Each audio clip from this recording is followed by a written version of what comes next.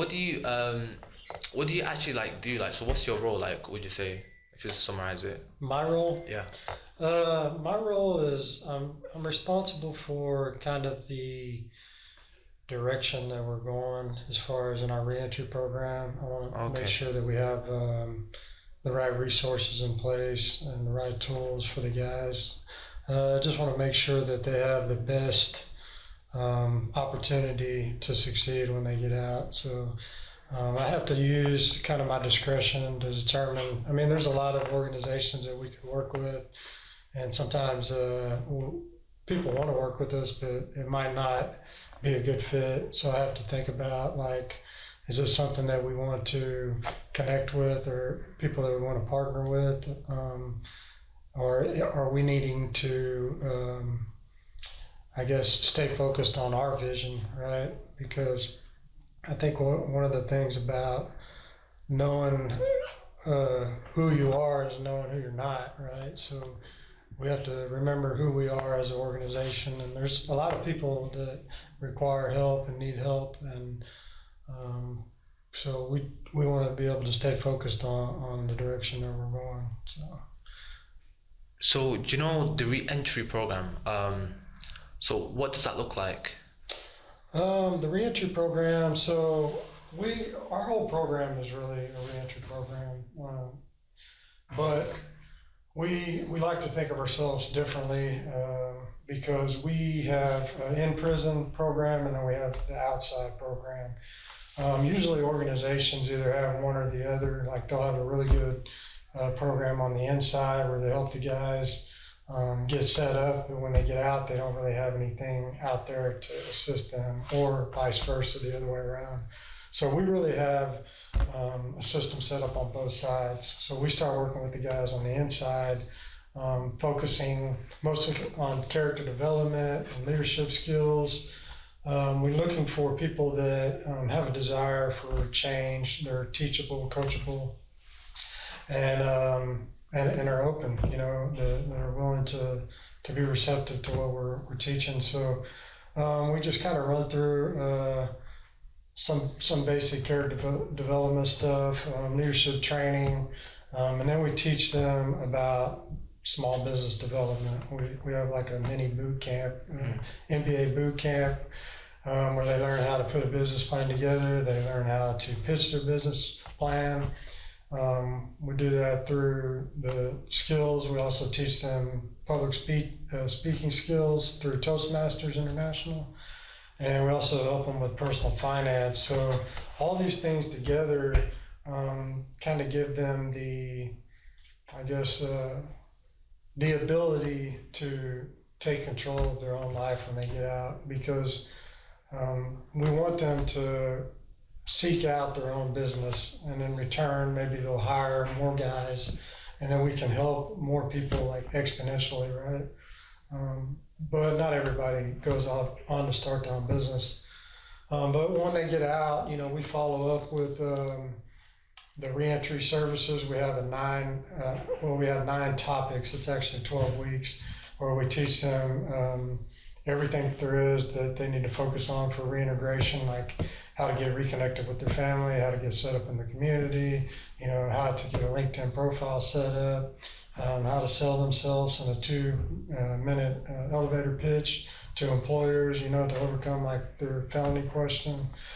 So we really just focus on the first 12 weeks to 90 days on the immediate needs of reentry. After that, then hopefully they're employed, they're set up, and we can focus on helping them to get their business started. We have about 20% of the guys start a business when they get out. The other 80% are working in regular jobs, but we try to teach them the interpersonal skills, the soft skills that can help them move up in the company into different positions and not be stuck, you know, at the bottom. So there's a lot going on, and we're really just trying to move the person from being on lower, you know, poverty level to middle class. That's amazing. Yeah. And when you mentioned collaboration, like you're a bit picky of who you want to collaborate with. Do you ever do people reach out to you to collaborate, or is it you reaching out to them?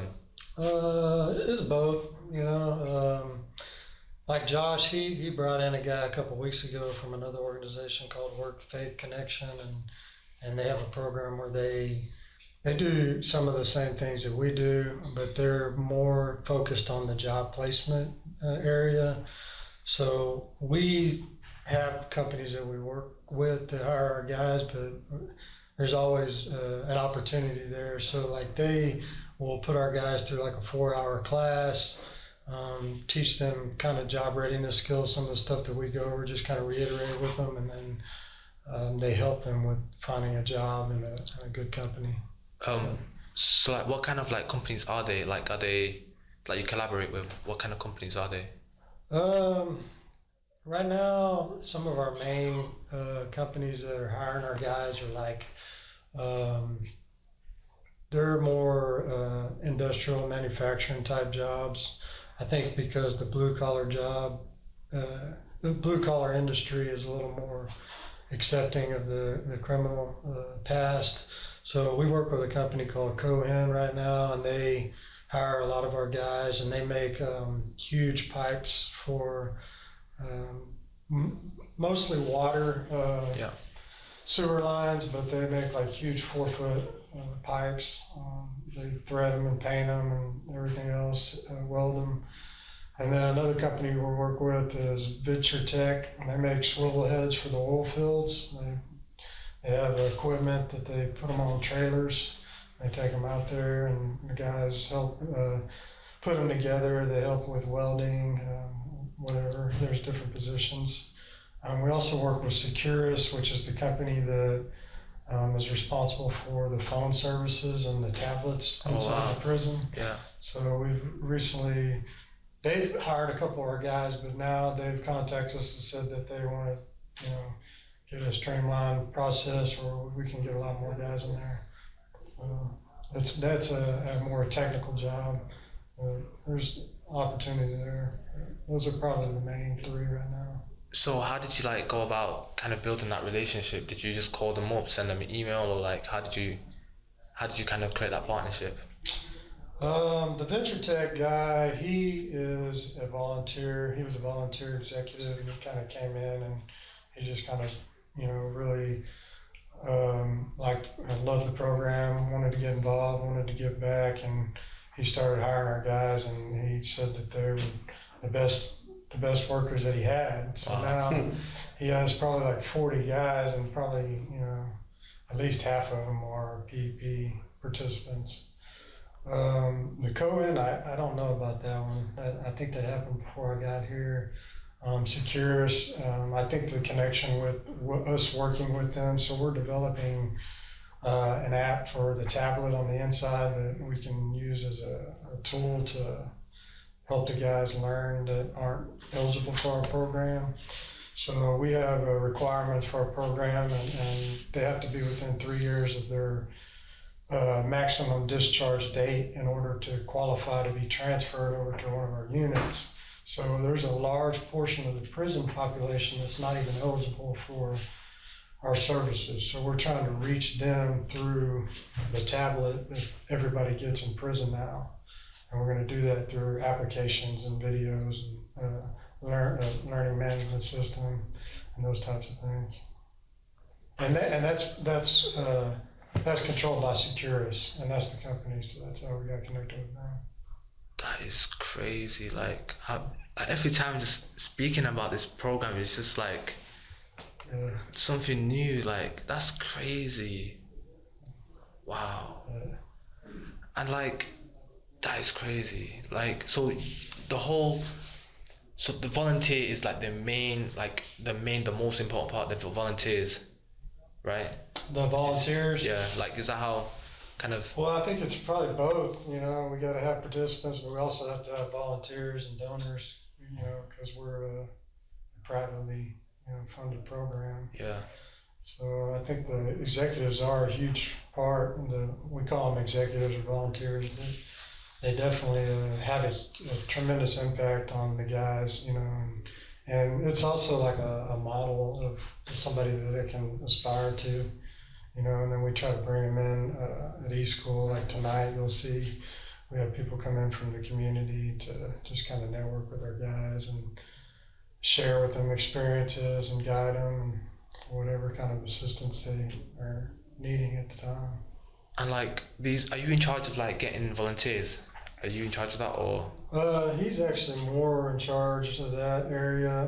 Him and another guy, Okay. Mario, they kind of bring him in, but I do a little bit just because I think my name is mentioned on the website. So they Your name is mentioned a lot on the website. I was looking at that the other day. I was like, oh, contact Tim Daniels. Contact Tim Daniels. Okay. So yeah, so they reach out to me through email or phone calls sometimes, and then I focus, I guess, more on how they can help out on the outside. But when they want to help on the inside, then I refer them to Pat, who's the director of prisons, or Mario, or Josh. And do you know like how did you guys get into prisons? Like in the UK, you've got there's like a bunch of policies, and how did you actually get into your first prison? Well, I got arrested. No, I think he's talking about like a program. He might know the story as well. So there was a lady named Catherine Rohr, the founder of the program. She was like a Wall Street broker analyst or something along those lines, and I think she came down here to visit some friends. Is that right? Yeah, I came down to visit some friends. They went to a pitch event in a prison. This was before PEP. There was a pitch event that was happening on another prison in Texas, and she was just wowed by the quality of the pitches she heard and the passion for entrepreneurship that these guys had. And so from there, she goes, well, I want to start something. I want to move out of New York where I'm at, and I want to come to Texas, and I want to start an entrepreneurship program for prison inmates. And I want to teach them all, about entrepreneurship, and I want to do these pitch events in prison. And I believe she just had the power of persuasion with how she got connected into prisons. She offered this amazing program that really just hadn't. There was a vision there, and people were doing something similar, but she came with a strategic plan, and she came with a purpose, and I believe she just connected with the right people 19 years ago in order to get that permission to go into prison. And then from there, it's almost 20 years later. We're in 2 prisons in the state. We've got people from all over the world, asking about us. We've got plans for replication and growth in the next, 10, 15, in the next 5 years. We want to be inside another Texas prison. We want to offer reentry services in a different city.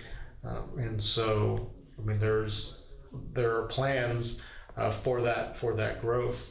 And so, again, how we got into prison, I just think we just had a very passionate leader that really cared about the mission that she was behind, and that was reflected and very infectious, and people saw that and said, yeah, we need that. We want what you're selling. And that's what it was. Wow. That's what it was. And like being kind of privately funded and not being funded by the prisons, have you guys ever thought of like charging the prison for all the services that you provide? I don't know if that would go over very well. We want to stay in the prisons. Yeah, so I think it's more about managing a relationship with them. Now, I know at one time, Yeah. I heard a long time ago that our founder used to charge executives to go into prison. Oh, really? Oh, wow. Yeah, and that money would go into the program. Okay. But we don't do that anymore. Now you get a get into jail free card. You got one? Not yet. I do now. I do now. Are you going to the event on Friday?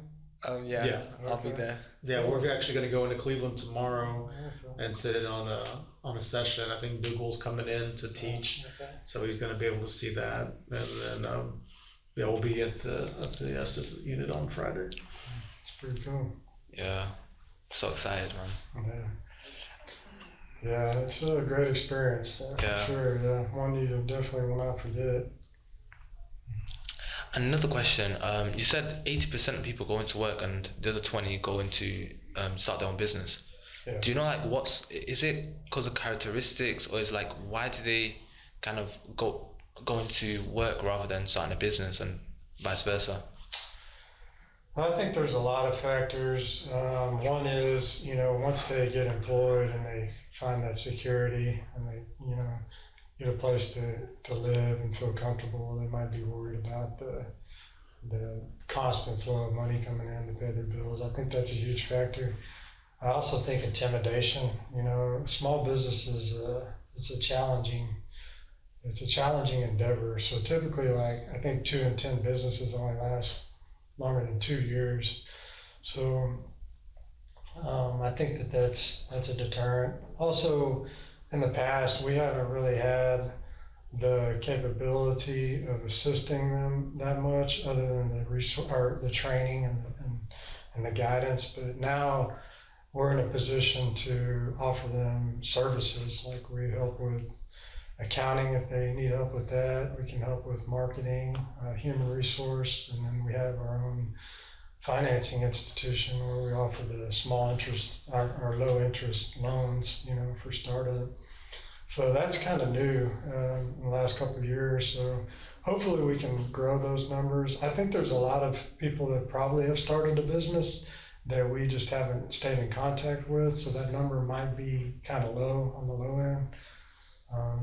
But I think that there's a lot of different factors. And entrepreneurship is hard. Yeah. I mean, it is hard. And for me, and I think I told you this, even though I participated in the entrepreneurship program, even then, as a participant, I knew like I have no desire to be an entrepreneur. But the stuff that I was learning was super amazing, and I was also just learning different tools and different ways to succeed in any job that I was at. Right. A prime example: we had a guy a while back that got out, struggled to find a job, worked at McDonald's.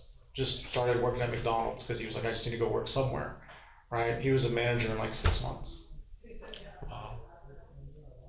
Based on, the things that he learned while going through the program. Yeah, he was learning about entrepreneurship, but he was also learning how to be an effective leader, communication, Toastmasters. You're learning all this stuff. You're building your life skills.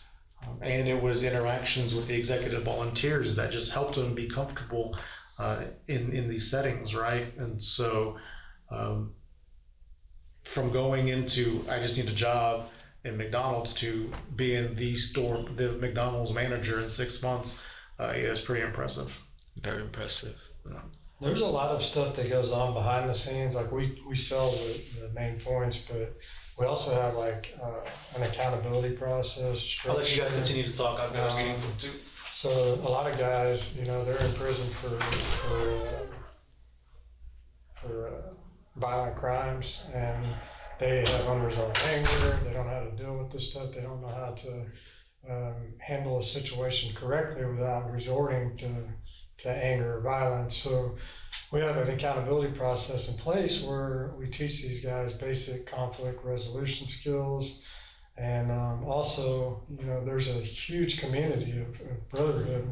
We basically try to ingrain that in them, that they're not alone, that there's a lot of other people, and we're all connected and we're all helping each other out. So I think there's like a synergistic effect or something, that takes place with that to really help and push the guys, because they feel like they're accountable to the brothers that are in the program with them. So, from what I heard, there's two programs, one inside the prison and one outside. Is that correct? Right. I mean, it's the same program. So basically, they have to start on the inside. We do allow a few outside participants. So if a guy gets out and he's been through like a similar type of program where he's focused on, character development or leadership skills or something like that, and he's looking for a next step, then a lot of times we'll work with those guys so they can come in and they can start the program out here. But not anybody can just walk off the street and just say, hey, I just did 2 years in prison and I want to get involved in the program. We want to see some type of of effort. What did you do while you were in prison? You were there for 4 years. How come you didn't complete any classes? So there's a lot that we're looking at, but 99% of our program are guys that started the program on the inside, and then the program just is a continuous part when they get out of their lives. So like I mentioned, the first 90 days are crucial. We have a case manager, which we call a life caddy. This person will pick you up from prison. They'll take you to lunch, take you to the transitional house. They'll give you all the things that you need. They have a care package, all the belongings that they need to get on their feet. Our goal is really to try to have them not stress on all that worry and immediate needs like food, shelter, IDs is a big issue, getting their documents. So if we can try to get all that taken care of and help them within the first couple of weeks, then they can just focus on just getting employed, which is the biggest step. And that's amazing. And IDs is a big one. So when my friend came out of prison, his first battle was to stay in the country. So yeah, like he was gonna get deported to a different country because probation said they didn't have an ID, and so he had to find someone to kind of fix that whole thing for him. And it was just it took him 2 months just to do all that. Yeah. So yeah, sure. that is the fact that you guys know everything, all the little details is crazy. Yeah. Yeah. It's a big, so all the guys that work on the reentry team, they've all been through the program. They all got out, they went to the transitional house.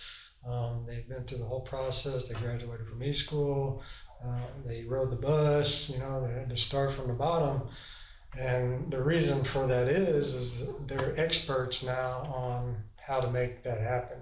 So that's what they do. We're like a kind of a training wheel that we put on, similar support system for the guy just to help him stay steady and on his feet for the first, 90 days. And then we're like, okay, you made it, you graduated from e-school and you're ready. And so our e-school program is 12 weeks. And once a participant graduates from e-school, then their recidivism rate is less than 4%. So it's a huge difference from the state average, which is, I think, 26%. So is e-school in prison or is it? It's right here. So like tonight, you'll be here tonight. It's part of e-school. Yeah. We have it up here every Tuesday night. It's once a week. We have somebody come in and they lecture for 30 minutes on one of the topics that I mentioned earlier that pertains to reintegration. After that, we just break up into small groups and we just kind of, we have some executives come in and we all just work together, try to figure out problems. One guy will be in a group that's been out for 9 weeks. Another guy just got out yesterday.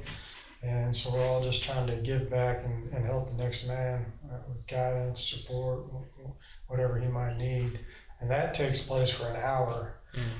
And we do that every Tuesday night except the last Tuesday of the month. The last Tuesday of the month, which is like tonight, we have a networking event.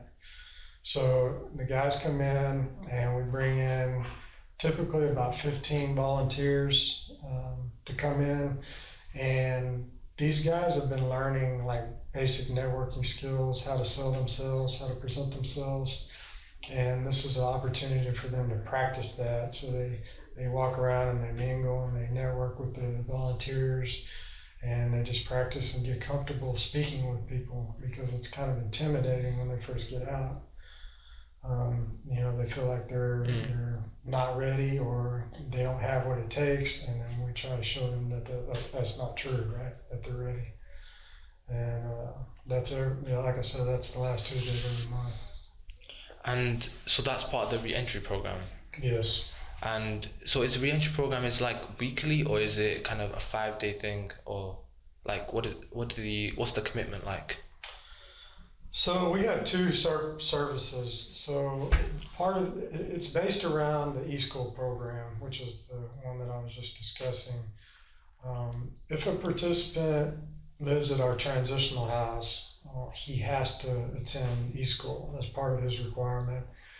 And that person is considered a business program member. And basically, whenever they go through the 90 days, they complete the e-school and everything's good, they're set up, they become alumni and they're eligible to go into the business part of the program. We have a second part of e-school. We call e-school aspiration. It's 5 weeks. We have one starting next month. We have them quarterly. And they basically kind of go over a lot of the same things they learned on the inside, but they dive a little deeper into lessons like opportunity and solution, differentiation, and customer base or marketing. And then after that, they put together a PowerPoint presentation. And on the last week of that class, they pitch their business plan right here on the stage. And they receive feedback from people that come in and they listen and they tell them things they need to work on. At that point, they're eligible for a mentor to help them to develop their business model a little bit better. And they're also eligible for the small business development services that I mentioned earlier, like marketing, human resource, accounting, startup cost, That's or amazing. finance. So that's one line. The other category we call RP, which is just reentry program, and that's where we help a participant for the first 90 days when they get out, and we help them with the same things that we help the other people with.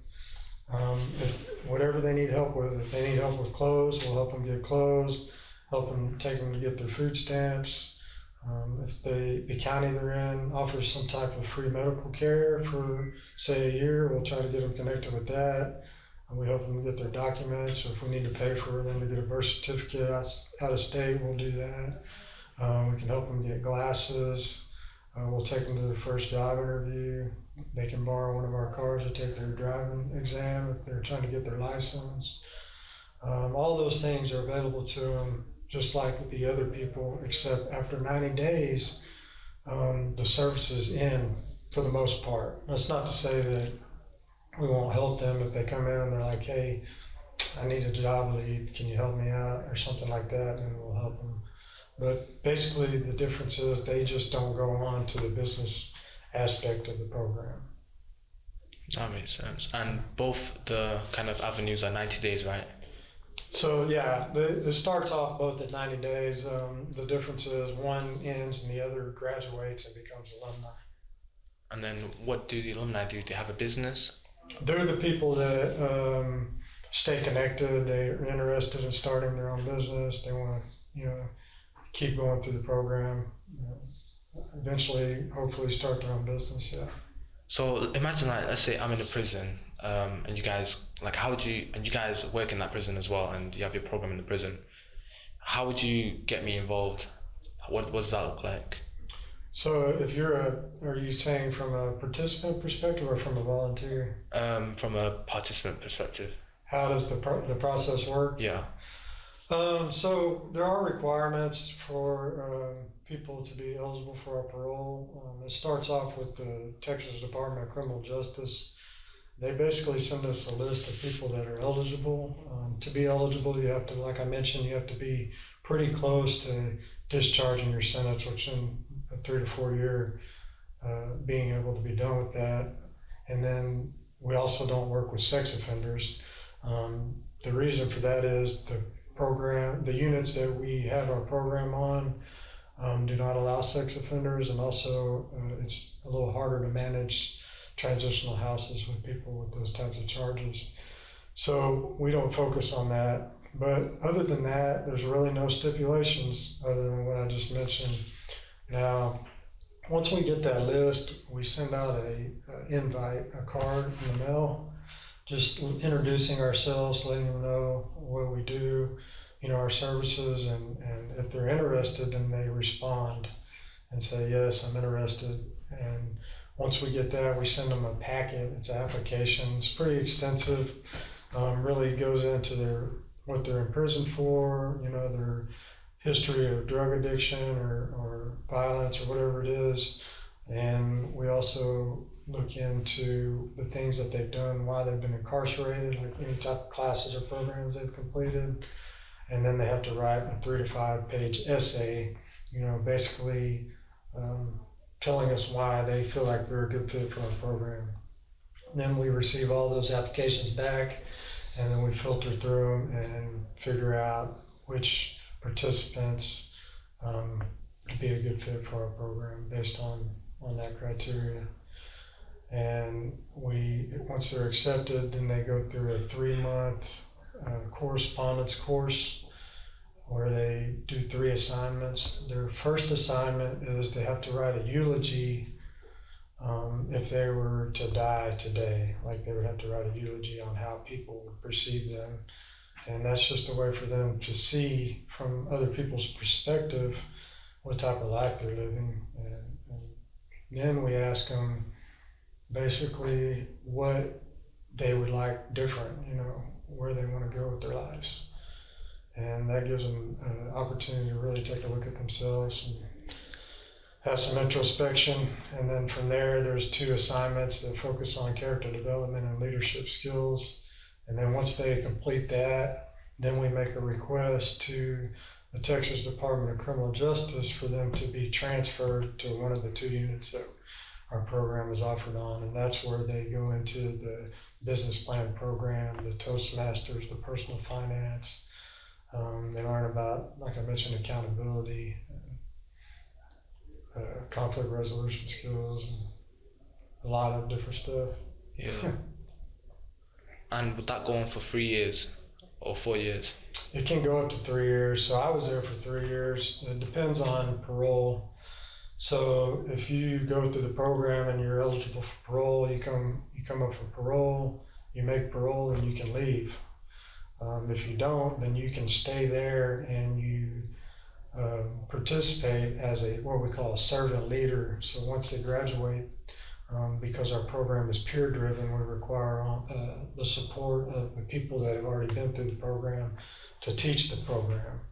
So we have typically like 60 to 80 guys that have already graduated from the program and are still on the unit, and those people fill all the jobs that we have in prison, from editing business plans to teaching their curriculum to managing Toastmasters, a lot of different jobs. We even have like a media team.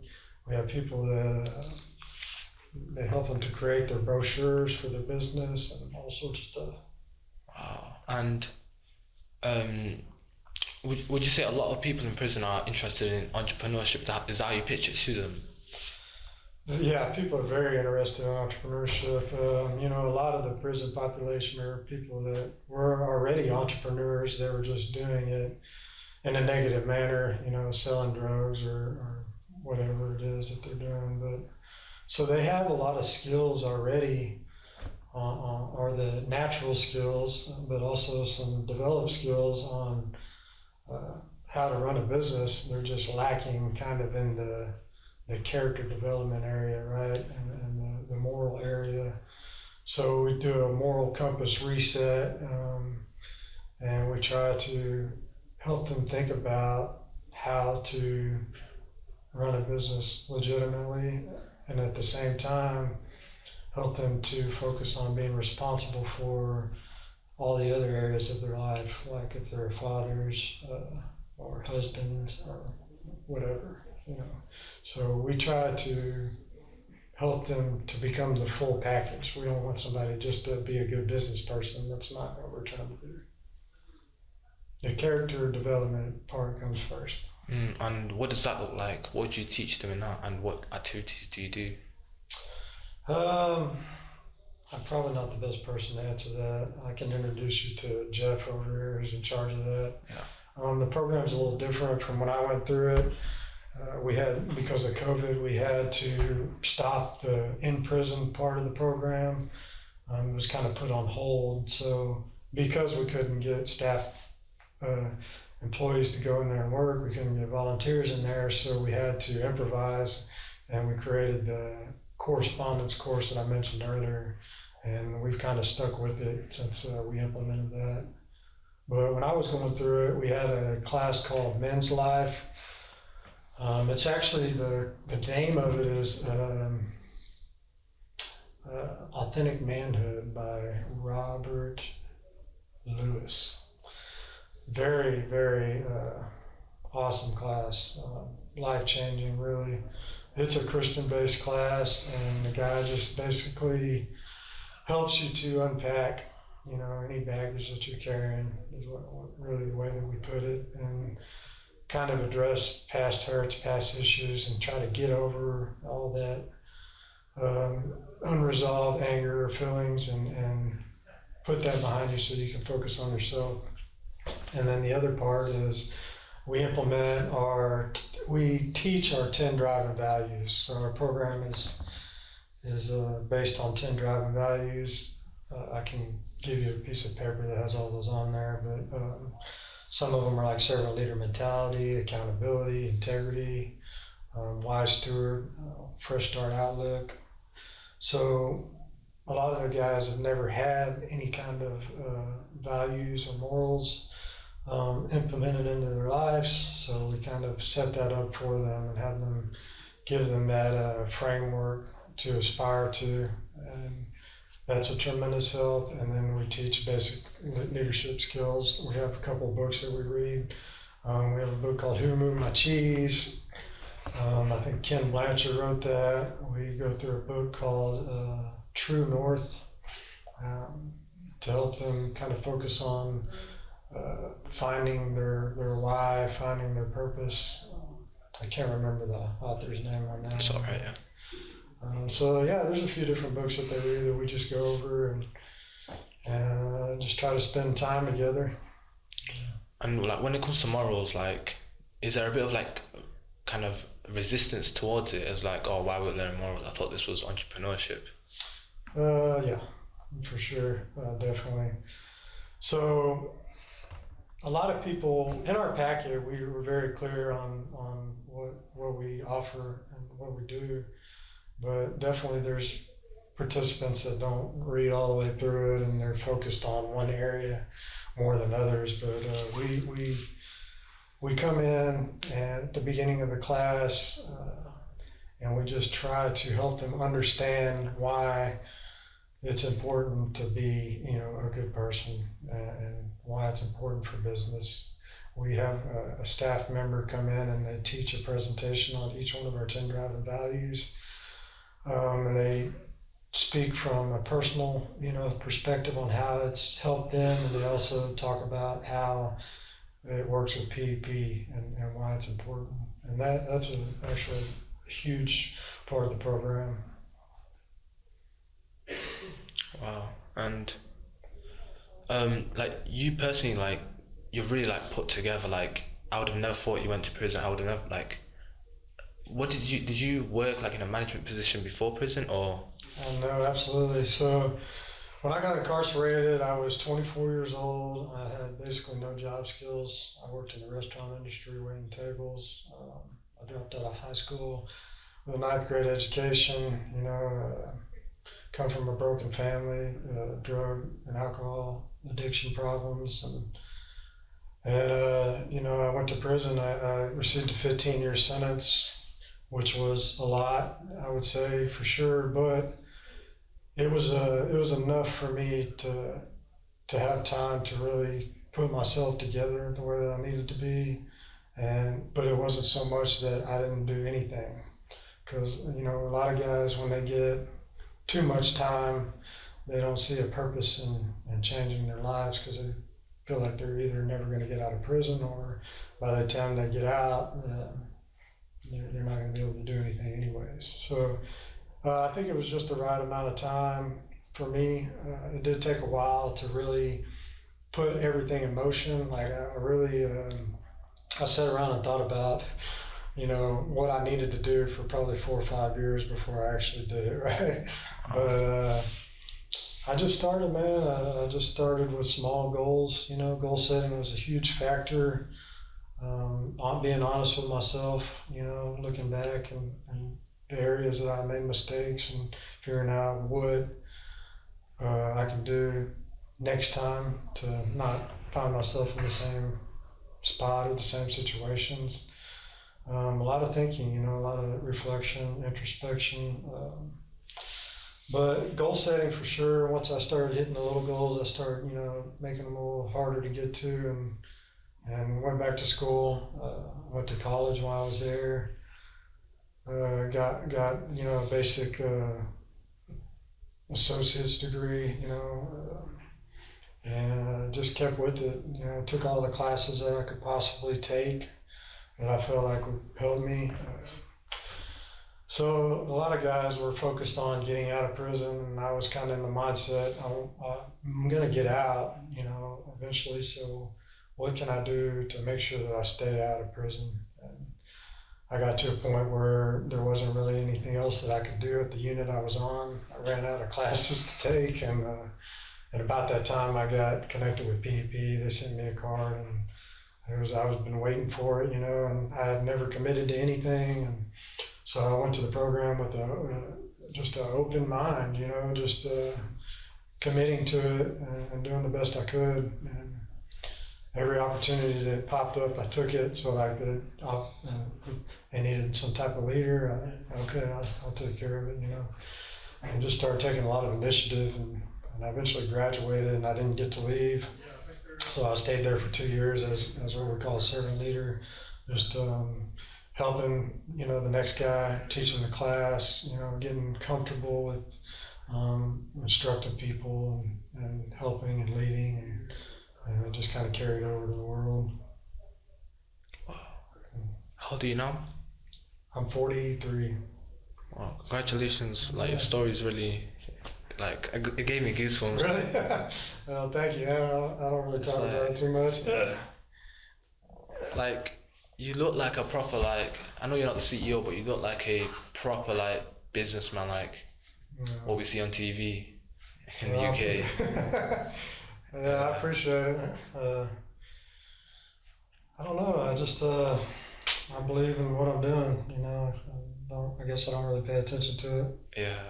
Wow. I'm like, let's say, what's like the average age of participants in your program? I think the last time we checked was like 34 or something, 36 maybe. And let's say if there's let's say there's an 18-year-old or a 15-year-old that's gone to prison and they get released when they're like 20 or 18, would they be eligible for your program? Yeah, I think we've had a couple of 18-year-olds, a few 19-year-olds for sure. I don't know about 15. Yeah. I've never had that situation before, but it's possible, I would say, because there are guys that go down at that age. It's a very rare situation, but it does happen. Most of the time, if they're under 18, they go to juvenile. But there's certain crimes that they'll try them as an adult in the Texas Department of Criminal Justice. Yeah. And like, is it like a different way of how you treat them, or like are there like initiatives for them to like join the program? Because a lot of kind of my experience, there's a lot of like young people that like when they go into prison, they're like, okay, I'm just serving 5 years. I'm gonna be still in my 20s. I can still do what I was doing and just make sure I don't get caught this time. So is it like, how do you deal with those young people, or if that mindset even exists? I would say it does for sure. Not a lot, but it does. And I think it's early on in our program. Usually, if they stick with it, by the time that they graduate, they have a different mindset for sure. But the graduation is a huge thing. So they hear about it and they go through it, and it's very emotional. They never really accomplished anything in their life, and they walk into it. You can imagine walking into a gym with 150, 200 family members all screaming and yelling and having signs, congratulating them. You got volunteers shaking their hand as they walk down the aisle, and they're dressed in their gowns, and it's a way to see that there's a reward for the effort that they're doing, because it's hard in prison when you're going through all these motions to better yourself and change, and you don't really get to see it until you get out, so it can be frustrating. But I think when they stick with the program and stay focused, by the end they have a different mindset. And so from what I heard, the full duration of the program inside and out around 3 to 4 years. Yeah, Yeah, yeah, 3 to 4 years. That's a good estimate. yeah. And who are like, so what? Who are the people that you see? Is there like a trend of people that you see that are the most successful with it, and a trend with people that haven't really kind of improved in it, or like, is there any trends that you see? I think that the length of incarceration does play a little bit of a factor on what I see, just because change can take a long time. And some people do it quicker than others, so it depends. But so when a guy gets locked up and he only has a 2-year sentence, and like you mentioned, he's young, it might be his first time, he doesn't really take it too seriously. He can kind of look at it like, it's just, it's no big deal. I'll get back out and get going. So I think that a lot of that plays a factor. So typically, guys that have been locked up longer, they take it a little more. They're more appreciative of it. They have a little more gratitude.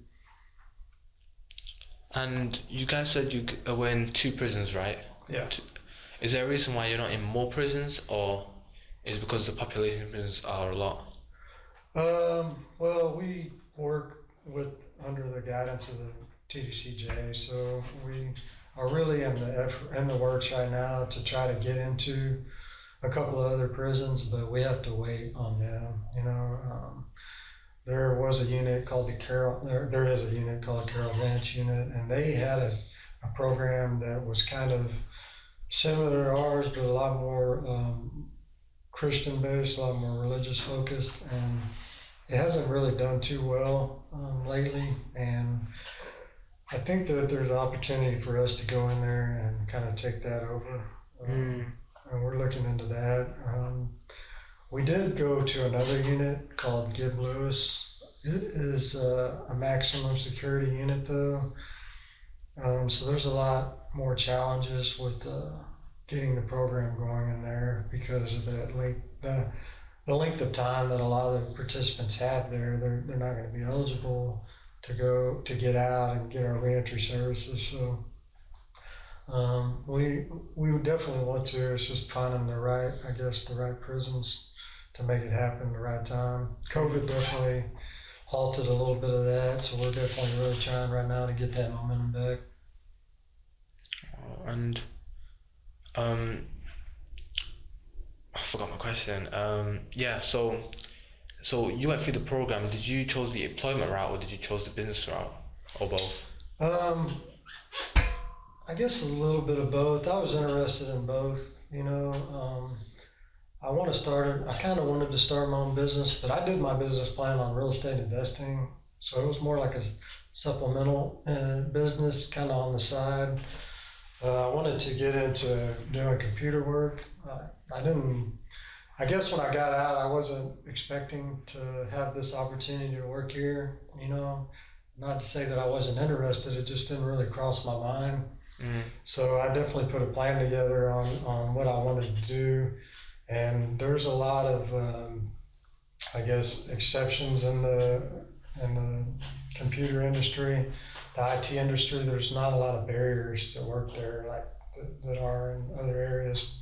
So a person can get in there and be successful, and the felony doesn't really matter. And so I set up a path for that. And a couple of months after I got out, PEP offered me a job to come work here. I started off as a case manager, and I started to go to school full time doing that.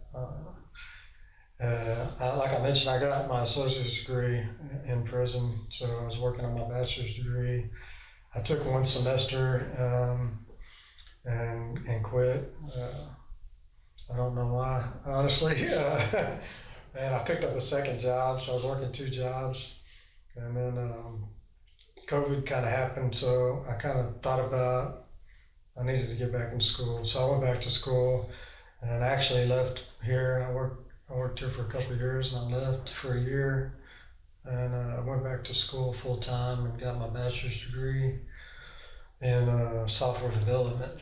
And So I got out and I started to try to put that into action, try to get a job as a computer programmer, software developer. And while I was in that process, I came up here to visit because we had just moved to this office here. And I started talking to the COO, and he said that he needed somebody to do some computer work for him. So he hired me to basically redesign the in-prison database for one of our units. So I did that, and I came up here, and we drove up to the unit to install it on the computers, and he basically asked me to come back to work here. I didn't leave because I didn't want to work there anymore. It was just COVID had happened, and I had a Pell Grant, and I only had a year left on it, and I was trying to take advantage of it and get the free education. So I only had a year to get it done. So when he offered me the job and he offered me to come back with a promotion, it was a really good opportunity, I felt like, and I enjoy helping people more than I do working on computers. So here, like, you're more of kind of a project facilitator rather than doing IT. Yeah, I don't really do any IT work at all, other than just I do a lot of data entry and analyze data, but that's really it. I don't do any kind of hardware work or back end, just all application stuff. And like, what does your like day-to-day activities looks like, you personally, like working here? So I'm basically in charge of. I'm working two positions right now. I'm the Re-Entry Manager for Houston area, so I have to manage all the activities involved with re-entry out in the Houston area. We have somebody else doing it in Dallas. Just making sure that the transitional houses are being ran correctly, making sure people are paying their rent, they're getting jobs, or coming to e-school, making sure the case managers or the life caddies, we call them, are performing their job correctly, and just making sure that everything's getting done. And then on the other side, I focus on getting the new resources, bringing people in as sponsors and mentors, working on trying to get another transitional house going. We have 3 in Houston, but they're kind of spread out. We want to be more centralized, so we want to try to bring in a transitional house somewhere within a few mile radius of here. And that way, when the guys get out, they can go there and they can be closer to the office. They won't have to rely so much on the bus system to get them here, back and forth to the office. So. And like, bringing all these kind of inmates in one space, do you kind of do that, or is that someone else's role? You talking about like giving them rides, or? No, I mean like the sessions. In the sessions, bringing like, let's say the first day, the introduction of the re-entry program. Are you there, and do you kind of deliver the session, or is that someone else? That would be their case manager, their life caddy. They we have what we call onboarding or initial interview. So once we pick them up, we take them to eat, try to build a relationship with them, get familiar with them. Then once we bring them back to the office and we show them around. Then we take them in the room right there. We call it the life caddy room. And we sit down with them and we have a discussion with them for about an hour, where we kind of go over what re-entry looks like from PEP's perspective, kind of set expectations, requirements, also boundaries, just trying to get on an understanding with them on what we expect out of them moving forward. And that's probably what you're talking about, right? Yeah, that's what I'm talking about. And I'm just like so amazed, like, wow, like you guys have done all this and like not even being funded by anybody and just being self-funded. And yeah, it's a lot. There's a lot going on. Yeah, so it's been around for 19 years, and we spend a lot of time in meetings just looking at where we're at and where we need to be. So we're definitely constantly trying to improve, be more effective and efficient at the same time. Like, and I'm just amazed, like you personally, like you you didn't even have experience beforehand, and the way you're like talking and the way I don't know, explain your kind of aura and your vibe is just I'm so impressed, and like I definitely want to do this in my own country and but with younger people in Yeah, for schools. sure. I think Wow. there's a good opportunity for it, definitely.